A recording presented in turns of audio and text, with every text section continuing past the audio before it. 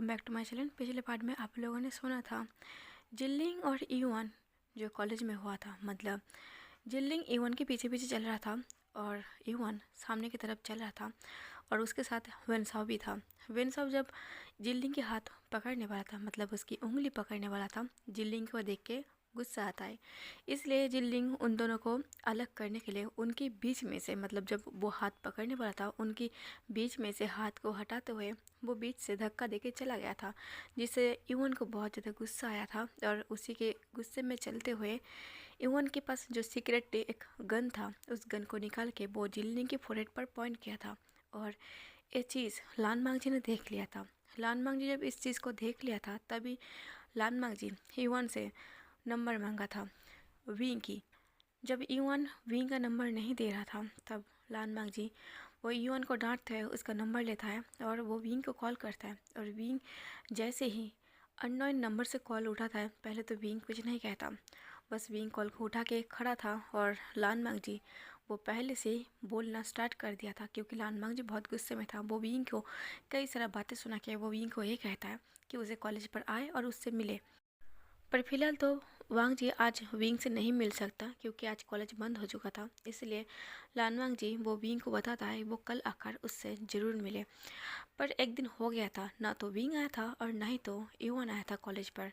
ऐसे ही 2-3 दिन बीतने के बाद लान वांग जी थोड़ा परेशान होता है, क्योंकि 2-3 दिन से ना तो विंग आया था उससे मिलने और ना ही तो ईवन कॉलेज पर आया था। और इस बात से जिल्लिंग भी परेशान था, क्योंकि ईवन 2-3 दिन कॉलेज नहीं आया था। और इसी के चलते जिल्लिंग वो लानमांग जी के पास जाता है और लानमांग से पूछता आजकल कॉलेज क्यों नहीं आ रहा। तब लानमांग जी को थोड़ा गुस्सा आता है। लानमांग जी कहता है ईवन कॉलेज क्यों नहीं आ रहा, ये तो तुम्हें पता होना चाहिए, क्योंकि तुम ईवन की हर एक खबर रखते हो। तभी जिल्लिंग सर झुका के खड़ा था। जिल्लिंग सॉरी फील कर रहा था। तभी वांग जी जिल्लिंग को ऐसे सर झुका के खड़ा हुआ देख के वो थोड़ा सॉफ्ट हो जाता है और जिल्लिंग से कामली पूछता है, जिल्लिंग मुझे तुमसे कुछ बात करनी है। तभी जिल्लिंग कहता है हाँ सर, अब कह सकते हो। तभी वांगजी कहता है मैं यहाँ नहीं कह सकता, थोड़ा इंपॉर्टेंट है, क्या तुम मेरे साथ बाहर चलोगे, कुछ टाइम हम बात करेंगे। जिल्लिंग कहता है हाँ सर, क्यों नहीं। ऐसे कह के जिल्लिंग और लान मांगजी वो कॉलेज की गार्डन पर खड़ा हुआ था। वो जिल्लिंग से कुछ क्वेश्चन पूछ रहा था। लान मांगजी पूछता है जिल्लिंग मुझे समझ में नहीं आता कि तुम ईवन के पीछे क्यों पड़े रहते हो, आखिर वजह क्या है, क्या तुम मुझे बताना चाहोगे। तभी जिल्लिंग चुपचाप रहता है। जिल्लिंग नहीं कह पाता कि वो ईवन को पसंद करता है। तभी वांग जी फिर से जिल्लिंग से पूछता है देखो जिल्लिंग, अगर तुम बताओगे तो तुम्हारे लिए अच्छा होगा, क्योंकि शायद मैं तुम्हारी हेल्प कर सकता हूँ। आखिर जिल्लिंग के साथ तुम्हारा प्रॉब्लम क्या है। तभी जिल्लिंग कहता है दरअसल सर मैं बताना तो चाहता हूँ, पर मैं आपको कैसे बताऊँ मुझे समझ में नहीं आ रहा। तभी वांग जी कहता है बस आंखें बंद करो, हिम्मत जुटाओ और मुझे कह दो तुम क्या कहना चाहते हो। शायद जो तुम ईवन से कहना चाहते हो तुम नहीं कह पा रही हो, कम से कम मुझे कह दो, मैं तुम्हारा हेल्प कर दूंगा। तभी जिल्लिंग अपनी आंखें बंद करता है। वो आंखें नहीं खोलता, वो टाइटली अपनी आंखें बंद करते हुए वो फास्टली वो वांगजी को कहता है मैं ईवन को पसंद करता हूँ। तभी लान वांगजी थोड़े टाइम के लिए शॉक्ट हो जाता है। तभी जिल्लिंग अपनी आंखें खोलता है और कहता है हाँ ये सच है, मैं ईवन से। तभी वांगजी कहता है ईवन से, ईवन से क्या। जिल्लिंग कहता है मैं ईवन को पसंद करता हूँ, मतलब मैं उससे प्यार करता हूँ। तभी वांगजी कहता है तुम ईवन को सॉरी सॉरी, तुमने अभी क्या कहा, तुम ईवन को प्यार करते हो। तभी जिल्लिंग कहता है हाँ मैं यूवन को प्यार करता हूँ। और वेनसाओ जिस तरह उसके आगे पीछे घूमता है ये देख के मुझे अच्छा नहीं लगता, बस मुझे गुस्सा आता है। और इसी की गुस्से के चलते हुए और इसलिए मैं हमेशा उससे गुस्सा करता हूँ। जब भी मैं बात करने की कोशिश करती हूँ तो उस बात पे मेरा गुस्सा आता है। तभी वांग जी हंसने लगता है। जिल्लिंग अपने मुंह को फुलाते हुए कहता है सर अब हंस क्यों रही हो। तभी वांग जी कहता है तुम सच में तुम नॉनसेंस हो, अगर उससे प्यार करते हो तो बता दो, इतना गुस्सा करने की क्या ज़रूरत है। उसे तुम ऐसे बुली करते हो, उसे परेशान करते हो, देख के तो ऐसा ही लगता है ना कि तुम उससे नफरत करते हो। ईवन को भी ऐसा ही लगता है कि तुम उसे पसंद नहीं करते हो और तुम उसे नफरत करते हो। तभी जिल्ली कहता है पर इससे क्या फ़ायदा, वो तो मुझे पसंद नहीं करता। तभी वांगजी कहता है और पसंद भी कैसे करेंगे, तुम उसे परेशान करते हो, उसे तो ऐसा ही लगेगा ना कि तुम उसे नफरत करते हो, तो नफरत के बदले लोगों के दिल में नफरत ही आता है।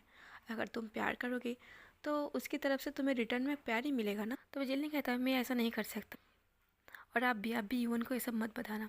तो वांग जी कहता है नहीं, मैं क्यों बताऊँ, तुम प्यार करते हो, ये हक सिर्फ तुम्हारा है कि तुम उसे अपना एहसास जताओ, तुम अपने प्यार को कन्फेस करो। इसमें मैं नहीं पढ़ना चाहता, ये सिर्फ तुम्हारा हक है, तुम कह सकते हो। पर हाँ, मैं तुम्हारा हेल्प कर सकता हूँ। तभी जिनलिंग कहता है, कैसे? वांगजी कहता है, मुझे थोड़ा सोचना पड़ेगा, मैं सोच के तुम्हें बताऊंगा मैं कैसे तुम्हारा हेल्प कर सकता हूँ, ताकि तुम दोनों दुश्मन से दोस्त बन जाओ, और जब दोस्त बन जाओगे तो तुम्हारे लिए प्यार का कन्फेस करना आसान हो जाएगा। तभी जिनलिंग थैंक यू कहता है, और वो वांगजी से गले मिलने ही वाला था, पर जिनलिंग अपने आप को रोक लेता है। वो वांगजी को हक नहीं करता, वो वहाँ से भागते हुए चला जाता है। इधर मिस्टर साव को दिखाया जाता है, वो विंग के घर आया था। विंग को भी पता नहीं था कि उसके डैड उसके घर में आने वाला है। जब विंग अचानक से अपनी डैड को अपने घर पर देख लेता है, विंग को बहुत ज़्यादा गुस्सा आता है, क्योंकि विंग को पसंद नहीं उसकी डैड के ऐसे आ जाना बिना बताए, बिना इजाज़त के, भले ही वो उसका डैड हो। जब मिस्टर साहब विंग के घर आया था, तब विंग कहता है, डैड अपने आने से पहले इन्फॉर्म नहीं किया। तभी मिस्टर साहब कहता है, विंग तुम्हें लगता है मैं तुम्हें इन्फॉर्म करके यहाँ आऊँगा? मैं तुम्हारा डैड हूँ, मैं जब चाहिए यहाँ आ सकता हूँ। विंग कहता है, मुझे भी पता है कि आप मेरे डैड हो, मैं भूलना तो चाहता हूँ कि आप मेरे डैड हो, पर आपकी हरकतें, आपकी काम ही ऐसा है कि मुझे भूलने नहीं देता कि आप मेरे डैड हो। काश मैं भूल पाता कि आप मेरे डैड हो। तभी मिस्टर साव कहता, विंग मुझे आजकल समझ में नहीं आ रहा, तुम मुझे नफ़रत तो करते हो, पर आजकल कुछ ज़्यादा ही नफ़रत कर रही हो। विंग तो गुस्से में कह ही देता है, क्यों मैं नफ़रत ना करूँ? आप दोबारा से शादी कर रही हो, आप मेरी मॉम की जगह किसी और को दे रही हो, और आप बोल रही हो कि मैं आप पर गुस्सा ना करूं। आप कमाल करते हो। आपको क्या लगता है आपकी शादी में मैं खुशी खुशी शामिल हो जाऊंगा? कभी नहीं। आपको शादी करना है, क्या करना है, जो भी करना है आप कर सकते हो, पर आप इनमें मुझे मत लाइए। मैं इन सब बीच में नहीं हूँ। मैं आपसे कोई कांटेक्ट या फिर कोई वास्ता नहीं रखूँगा। तभी मिस्टर साव कहता है, और तुम्हें लगता है मैं तुम्हें ऐसा करने दूंगा? मैं तो तुम्हें और ईवन को अपने साथ लेकर जाना चाहता हूँ, ताकि हम खुशी खुशी रह सकें। तभी विंग शॉक्ड होते हुए कहता है, क्या आपको लगता है कि आप शादी करेंगे, अपनी न्यू वाइफ लेकर आएंगे, और आप हमें और ईवन को लेकर खुशी खुशी एक साथ रहेंगे, एक फैमिली बन के?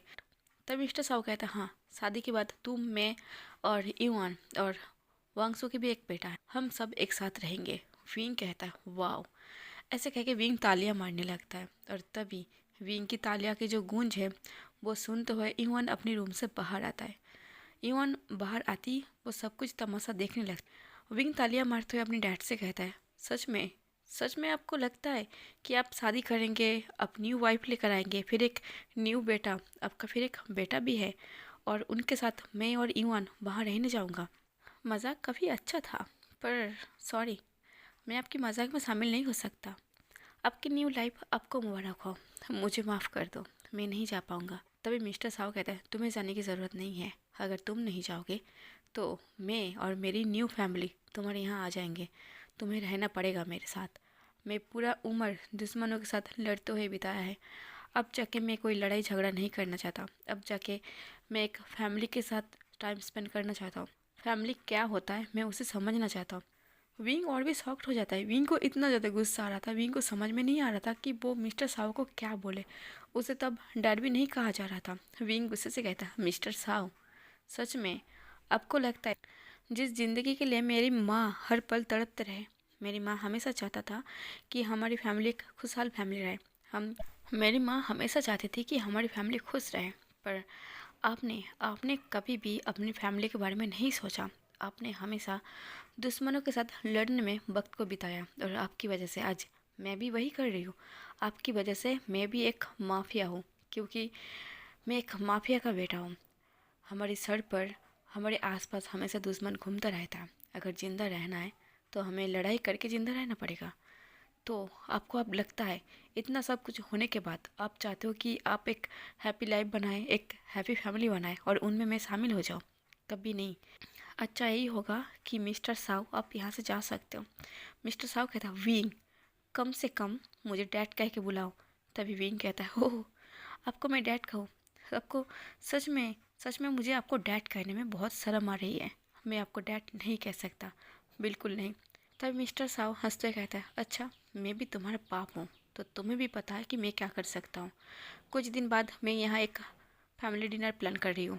यहाँ एक फैमिली डिनर होगा, तुम तो मेरे घर नहीं आओगे, इसलिए वो डिनर मैं यही करना चाहता हूँ। तो प्लीज़ रेडी रहना। तुम्हें सब कुछ तमाशा लगता है ना, तो प्लीज़ तमाशे में शामिल हो जाना। ऐसे कह के मिस्टर साव वहाँ से चला जाता है। मिस्टर साव जब विंग की घर से निकल के वो पार्किंग की तरफ जा रहा था, तब वांग जी अपनी कार से बाहर आता है। वांग जी और मिस्टर साव अब तक नहीं मिला था, इसलिए वांग जी को पता नहीं था कि ये मिस्टर साव है, उसकी माँ की बॉयफ्रेंड। और मिस्टर साव को भी पता नहीं था ये वांगसू का बेटा लान वांग जी है। जब मिस्टर साव कार की तरफ जा रहा था और वांग जी कार से बाहर आ रहा था, दोनों आमने सामने हो जाता है। दोनों एक नज़र एक दूसरे के फेस को देखने लगता है। फिर मिस्टर साव कार पर बैठ जाता है। वांग जी वहाँ खड़े होकर ये सोचता है शायद ये विंग का डैड होगा या फिर कोई भी हो सकता है, पर वांग जी फिलहाल उस तरफ ध्यान ना देते हुए वो घर के अंदर चले जाता है। जब वांग जी घर के अंदर आता है तब तक विंग अपने रूम पर चला गया था। वो फिर से अपनी डोर को लॉक करके वो खिड़की पर्दा वगैरह लगा के पूरे रूम को अंधेरा कर लिया था और वही वही कोने में छुप गया था, क्योंकि उसे खुद से नफरत हो रहा था। उसे इतना ज़्यादा गुस्सा आ रहा था, उसे बस अपना गुस्सा कंट्रोल करना है। और गुस्सा कंट्रोल करते हुए अक्सर विंग की आंखों से आंसू बह जाता है, और वो आंसू विंग किसी को नहीं दिखाना चाहता। बस यही वजह था कि वो अंधेरे में हमेशा छुप जाता है। इवान वहाँ पर खड़ा था। इवान बस सब कुछ खड़े होकर देख रहा था, क्योंकि विंग को ये पसंद नहीं है कि बीच में वो पड़े। और इवान को ये भी पता है अब उसकी अंकल उसका नहीं सुनने वाला है, वो बहुत गुस्से में होगा। इसलिए इवान बस साइलेंसली वहाँ पर खड़ा था। जब लानवांग जी अंदर आता है, इवान अपनी रूम की तरफ जा रहा था, पर लानवांग जी को देख के वो वहीं पर खड़ा हो जाता है। इवान कहता है, सर आप यहाँ पर? तभी लानवांग जी कहता है, हाँ मैं यहाँ आया था तुम्हारे अंकल से मिलने। तभी इवान वांग जी के पास जाता है और कहता है, सर प्लीज़ आप मुझे माफ़ कर दीजिए, पर आप अभी अंकल से नहीं मिल सकते। तभी वांग जी कहता है, पर क्यों? मैं उससे मिलने आया हूँ। मैंने कॉलेज पर बुलाया था पर वो नहीं आया। जब मैं खुद चलकर आया हूँ तो तुम कह रही हो कि वो मुझसे नहीं मिल सकता। इवन कहता है, सर मैं आपकी बातें समझ सकता हूँ, पर मेरे अंकल अभी उस हालत में नहीं है कि वो आपसे बात कर सके। तभी वांग जी कहता है, क्या हुआ है तुम्हारे अंकल को? तभी इवन कहता है, सर फैमिली मैटर है, मैं आपको नहीं बता सकता। तभी वांग जी कहता है, ठीक है, पर कम से कम तुम ये तो बता दो तुम कॉलेज क्यों नहीं आ रही हो। तभी इवन कहता है, दरअसल उस दिन जो हुआ था उसके बाद मुझे नहीं लगता मुझे पढ़ाई लिखाई करनी चाहिए। शायद मैं पढ़ाई लिखाई पर अपना फोकस नहीं कर पा रही हूँ, इसलिए मैं कॉलेज आना बंद कर दिया। जब वांग जी और यूवन बात कर रहा था, तब ऊपर कुछ गिरने की आवाज़ होता है, जैसे कि कोई कुछ चीज़ पटक कर फेंका हो, और वो चीज़ बहुत ज़ोर से साउंड किया था। तब वांग जी यूवन से पूछता है, यूवन ये सब क्या हो रहा है? तभी यूवन कहता है, कुछ नहीं सर, अभी आप जा सकते हो। तब वांग जी कहता है, ठीक है। ऐसे कह के वांग जी जब पीछे मुड़ के जाने ही वाला था, तब फिर से ऐसे कुछ साउंड सुना देता है, जैसे कि लग रहा था किसी ने कुछ चीज़ पटक कर फेंक रही है, तोड़फोड़ कर रही है। ऊपर से तोड़फोड़ करने की बहुत ज़्यादा शोर सुनाई दे रहा था। तब वांग जी जा नहीं पाता। वांग जी फिर से मुड़ के इवान से पूछता है, इवान क्या तुम्हारा अंकल ठीक तो है ना, और ये सब क्या है? तभी इवान कहता है, सर मेरे अंकल थोड़ा परेशान है, और जब भी वो परेशान होता है तब भी ऐसे वो घर में लॉक हो जाता है, और कभी कभार बहुत ज़्यादा परेशान होने से वो ऐसी तोड़ फोड़ करता है। मुझे लगता है मेरे अंकल बहुत ज़्यादा परेशान है, और आपको यहाँ पर आके सब कुछ देखना पड़ेगा, इसके लिए मैं सॉरी बोल रही हूँ, और अभी आप जा सकते हो, अब बाद में आ जाना। ऐसे कह के इवन ऊपर की रूम की तरफ जाने लगता है, पर वांग जी वहाँ से नहीं जाता। वांग जी भी इवन के पीछे पीछे जा रहा था। तब इवन अपने कदमों को रोकते हुए वो वांग जी के पीछे मुड़ता है और कहता है, सर आप कहाँ जा रही हो? तब वांग जी कहता है, तुम्हारे अंकल परेशान है, मैं देखता हूँ। ऐसे कह के जब वांग जी आगे बढ़ रहा था, तब इवन वांग जी का हाथ पकड़ लेता है और कहता है, नहीं सर अब मत जाइए, मेरे अंकल बहुत गुस्से वाला है, अगर वो आप पर गुस्सा कर दिया तो वो अभी इस टाइम बहुत गुस्से में है, तो आपको नहीं जाना चाहिए।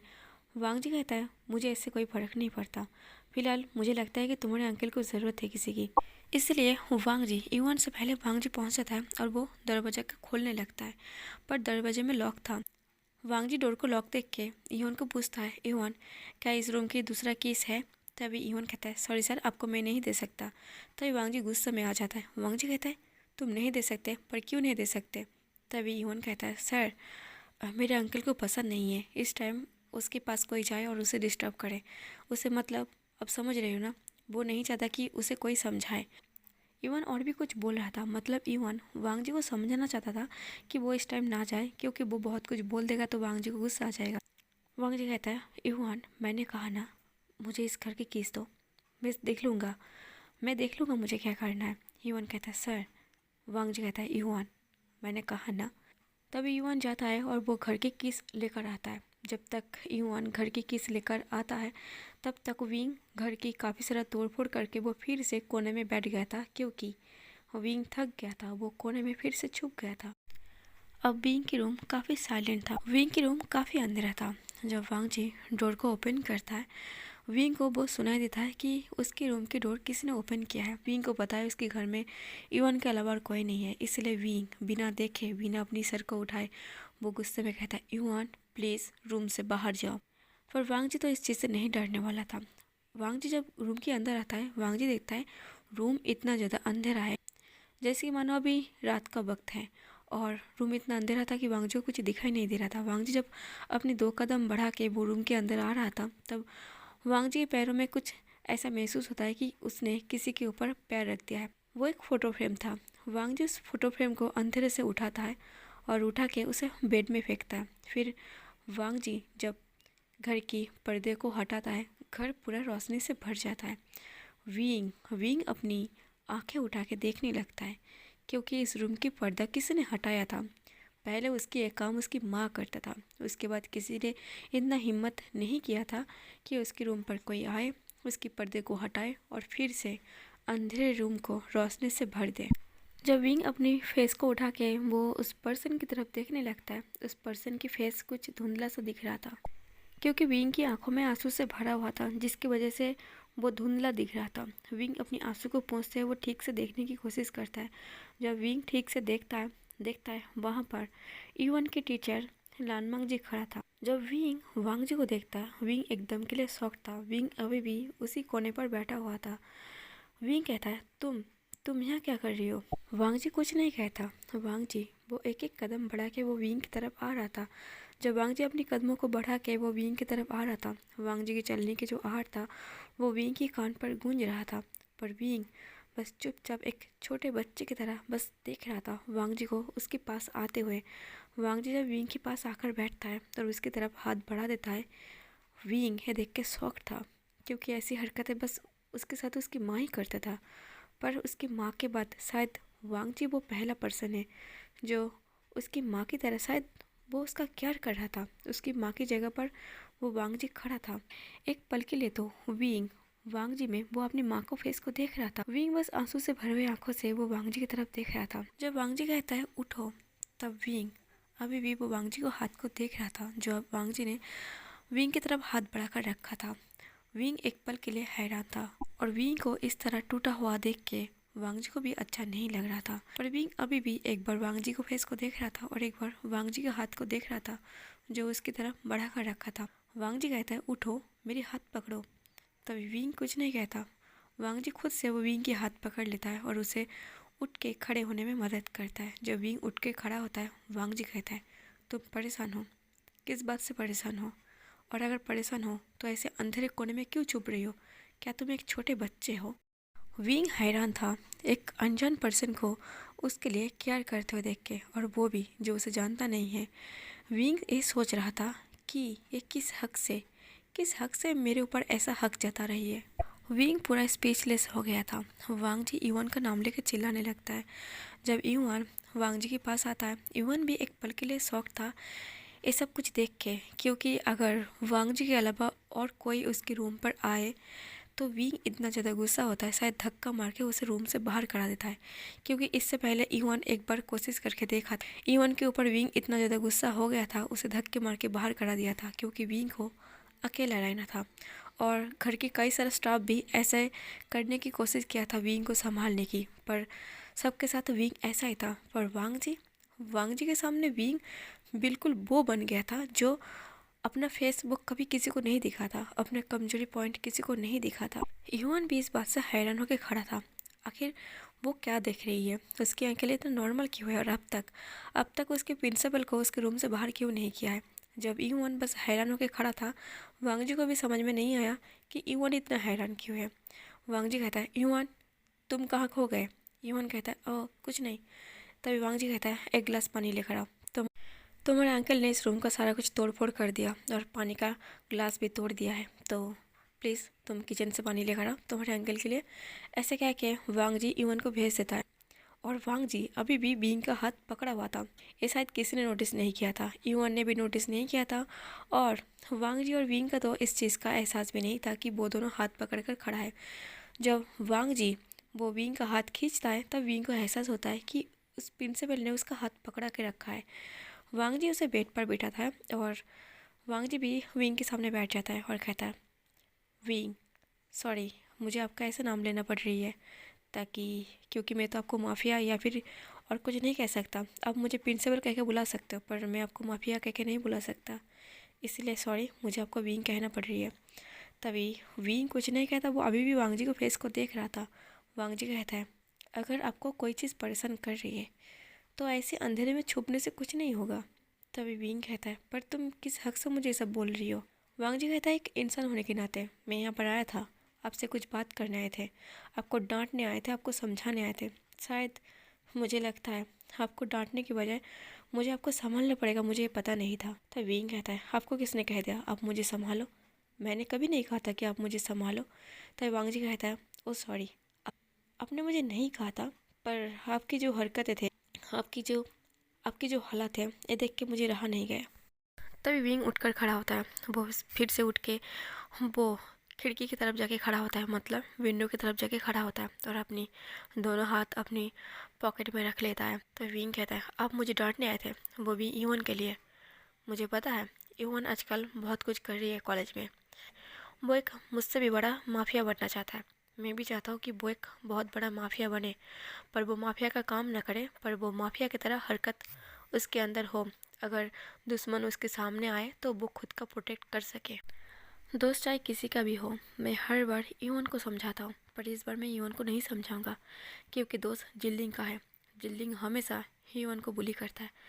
मैं शायद कॉलेज में नहीं जाता हूँ, पर मुझे सब कुछ पता होता है। यून के पीछे हर टाइम में 4 सीक्रेट बॉय रखा हुआ है ताकि यून का प्रोटेक्ट कर सके। यून के ऊपर कभी भी मुसीबत आ सकता है, इसलिए वो गन मैंने ही दिया था उसके प्रोटेक्ट के लिए।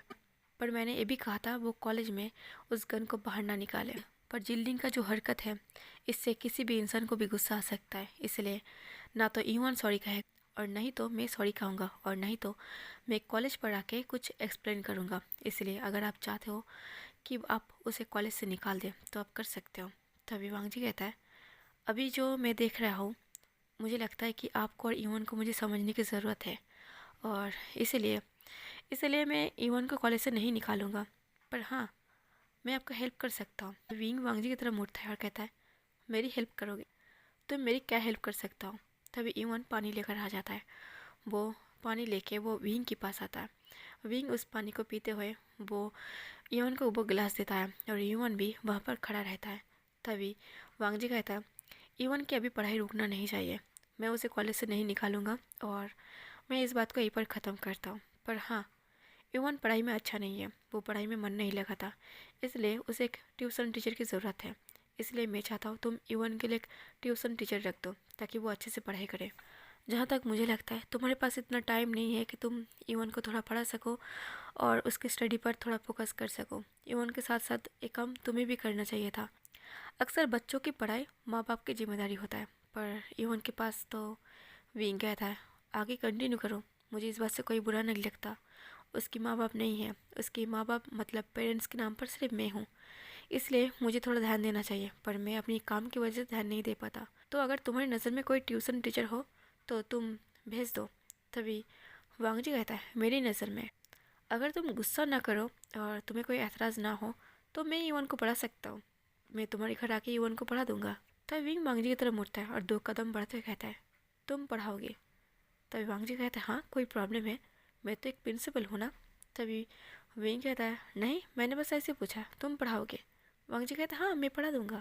इवन वहाँ पर खड़ा था, इसलिए विंग इवन को कहता है, इवन तुम अपने रूम पर जाओ, मुझे कुछ बात करनी है। तभी इवन वहाँ से चला जाता है और इवन दरवाजे को लगा लेता है, पर वो दरवाजा लॉक नहीं था। विंग वांगजी की तरफ 2 कदम बढ़ते हुए कहता है, तुम्हें समझना थोड़ा मुश्किल है। वांगजी कहता है, हाँ मुझे समझना थोड़ा मुश्किल है। विंग वांगजी की आंखों में देख रहा था, विंग के आइस अभी कुछ बोल रहा था। तो विंग कहता है, पर मेरे लिए मुश्किल नहीं है, औरों के लिए मुश्किल हो सकता है तुम्हें समझना, पर तुम मेरे सामने एक मीनार की तरह साफ सुथरा हो, तुम्हें मैं पढ़ सकता हूँ। तभी वांग जी विंग की कड़ी बातों ही कहता है, अच्छा तुम मुझे पढ़ सकते हो तो बताओ अब तक तुमने मुझे कितना पढ़ा है। तभी विंग कहता है, वक्त आने पर बता दूंगा, फिलहाल तो यही तक ठीक है, अभी तुम यहाँ से जा सकते हो। वांग जी कहता है, ठीक है। ऐसे कह के वांग जी जब कदम बढ़ा के वो बाहर की तरफ जाने लगता है, तब वांग जी का जो पैर है वो स्लिप हो जाता है और वो गिरने ही वाला था। तब विंग वांग जी को बाहों में संभाल लेता है। जब ऐसे ही पोजीशन पर था, वांग जी के पास से जो ओमेगा फेरोमोन्स है उसका जो स्मेल है वो काफ़ी ब्यूटीफुल था। विंग को वांग जी का वो ओमेगा फेरोमोन्स वो स्मेल हो रहा था। विंग उसको सूंघते वो अपनी आंखें बंद कर लेता है, जैसे कि वो एक अल्फा है तो वो उस स्मेल को कंट्रोल कर रहा था। एक पल के लिए विंग बहक गया था। विंग फिलहाल तो खुद को कंट्रोल करता है और अपनी आंखें को खोलते कहता है, तुम्हारा ओमेगा फेरोमोन्स वो बहुत ब्यूटीफुल से स्मेल है, किसी को भी अटैक कर सकता है। प्लीज़ इस ओमेगा फेरोमोन्स को अपने कंट्रोल में रखना और इसका गलत फ़ायदा मत उठाना, मैं इस गलती को कभी माफ़ नहीं करूँगा। तो वांग जी सीरियस होकर वो विंग की तरफ देखने लगता है। वांग जी को समझ में नहीं आया था कि विंग ने ऐसा क्यों कहा था। विंग कहता है, मेरी बात समझ रही हो ना। ऐसे कह के विंग वांग जी को छोड़ देता है, पर वांग जी अभी भी क्वेश्चन लुक से वो विंग को देख रहा था। वांग जी कहता है, तुमने अभी क्या कहा। विंग कहता है, कुछ नहीं। वांग जी कहता है, तुमने कुछ तो कहा, तुम्हारी बातों में डबल मीनिंग आ रहा था। तब विंग कहता है, कुछ काम अभी भी मुझे जानना बाकी है, इसलिए इस बात को मैं यहीं पर रोकता हूँ। तभी वांग जी कहता है, तुम हर बात को यही क्यों बोलते हो कि मैं इस बात को यहीं पर रोकता हूँ, पर मुझे पूरी बात जानना है। तब विंग कहता है, वक्त आने पर तुम्हें पूछना नहीं पड़ेगा, मैं खुद बताऊंगा तुम्हें, मुझे खुद तुमसे बहुत कुछ पूछना है। तभी वांग जी को समझ में नहीं आ रहा था आखिर विंग किस बारे में बात कर रही है और वो ऐसी बातें क्यों कर रही है। वांग जी फिलहाल जल्दी में था क्योंकि उसे याद आ गया था कि उसकी माँ की आज बर्थडे है तो उसे घर जल्दी जाना है। इसीलिए वांग जी वो घर की सारे हिस्सों को देखता है जो बहुत गंदा हो गया था। वांग जी कहता है, घर को सफाई कर लेना, तुम्हारी ये जो सामान पड़ा है ना इसकी वजह से मेरा पैर फिसला था। तभी विंग अभी भी वो वांग जी के फेस को देख रहा था। वांग जी कहता है, क्या तुम ऐसे मुझे क्यों देख रही हो। विंग कहता है, कुछ नहीं। ऐसे कह के विंग अपना मुंह को फेर लिया था और वांग जी वहाँ से चला गया था। तो गैस आज का पार्ट यहीं पर ख़त्म कर देती हूँ। और सच में जब विंग को पता चलेगा वो जिस लेडी से इतना नफरत करता है वो उसी लेडी का बेटा है, मतलब वांग जी, सच में ये देखना काफ़ी मुश्किल है। तो देखते रहे ना। तो चलिए नेक्स्ट पार्ट में हम देखेंगे कि क्या होता है। तो आज का पार्ट जैसा भी लगा हो कमेंट करके ज़रूर बता देना, लाइक और शेयर कर देना, मेरे चैनल को सब्सक्राइब जरूर कर लेना। Thank you for watching.